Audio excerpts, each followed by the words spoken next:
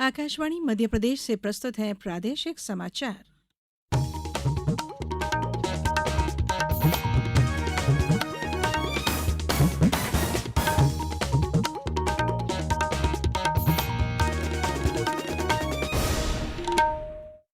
नमस्कार, समाचारों के साथ मैं धारणा सचदेव।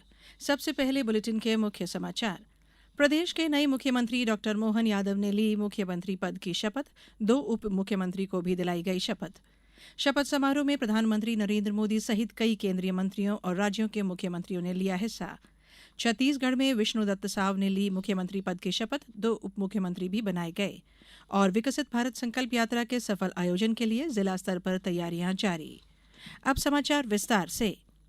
प्रधानमंत्री नरेंद्र मोदी की उपस्थिति में राज्यपाल मंगूभाई पटेल ने आज भोपाल के मोतीलाल नेहरू स्टेडियम में शपथ ग्रहण समारोह में डॉक्टर मोहन यादव को मुख्यमंत्री पद और गोपनीयता की शपथ दिलाई। राज्यपाल श्री पटेल ने भाजपा विधायक जगदीश देवड़ा और राजेंद्र शुक्ल को उप मुख्यमंत्री पद और गोपनीयता की शपथ दिलाई। शपथ ग्रहण समारोह में भाग लेने नवनिर्वाचित विधायक, भाजपा के राज्य, संभाग, जिला और विकास खंड स्तरों के सभी पदाधिकारी और लाखों की संख्या में कार्यकर्ता, स्वयंसेवक और आम नागरिक उपस्थित थे।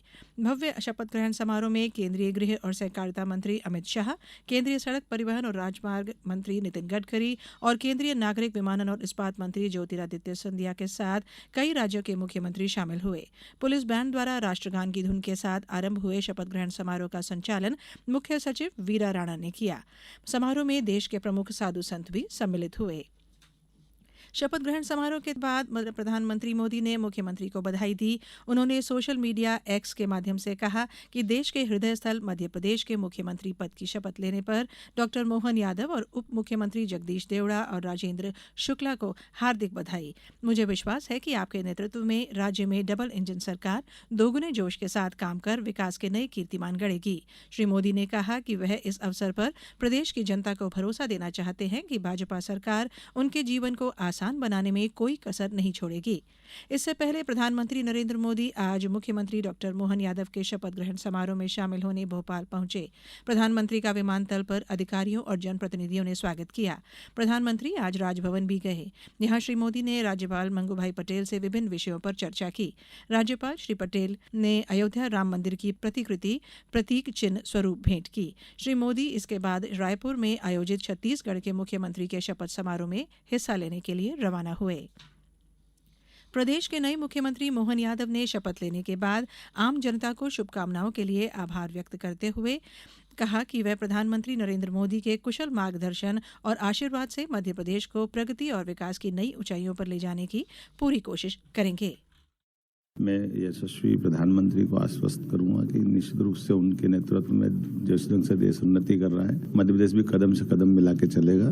मैं अपनी करोड़ों करोड़ जनता की, मध्य प्रदेश की आशाओं, अपेक्षाओं के आधार पर सभी लोगों को साथ लेकर के बगैर राग द्वेष के सुशासन करूंगा।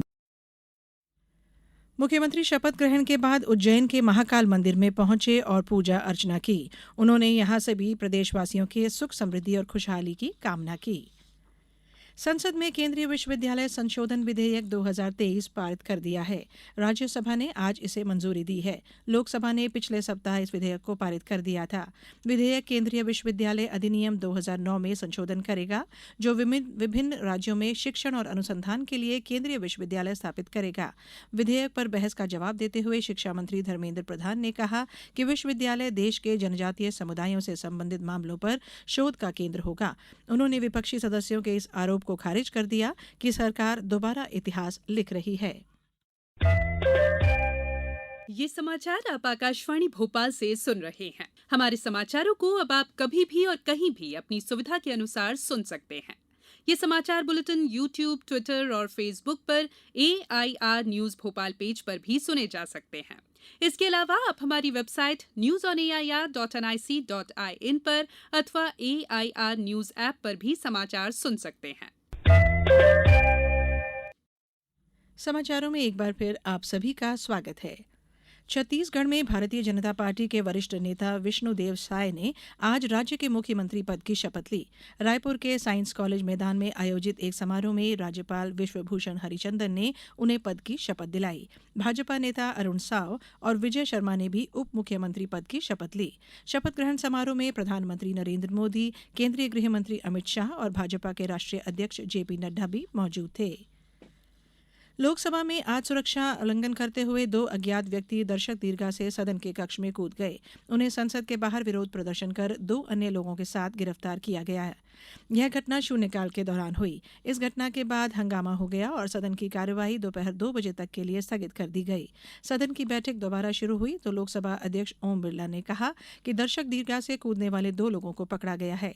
मामले को आगे की जांच के लिए दिल्ली पुलिस को भेज दिया गया है और प्रारंभिक जांच से पता चलता है कि अज्ञात लोगों द्वारा इस्तेमाल किए गए स्प्रे से निकला धुआं डर पैदा करने के लिए था और यह सामान्य धुआं था। लोकसभा अध्यक्ष ओम बिरला ने आज लोकसभा सुरक्षा चूक मामले के मद्देनजर संसद भवन में सर्वदलीय बैठक की। अध्यक्ष ने सुरक्षा व्यवस्था को और मजबूत करने पर पार्टी के नेताओं के साथ चर्चा की। विकसित भारत संकल्प यात्रा के सुचारू और सफल आयोजन हेतु प्रदेश में इन दिनों तैयारियां जारी है। यात्रा के लिए आगरमालवा जिले को 4 प्रचार वाहन प्राप्त हुए हैं।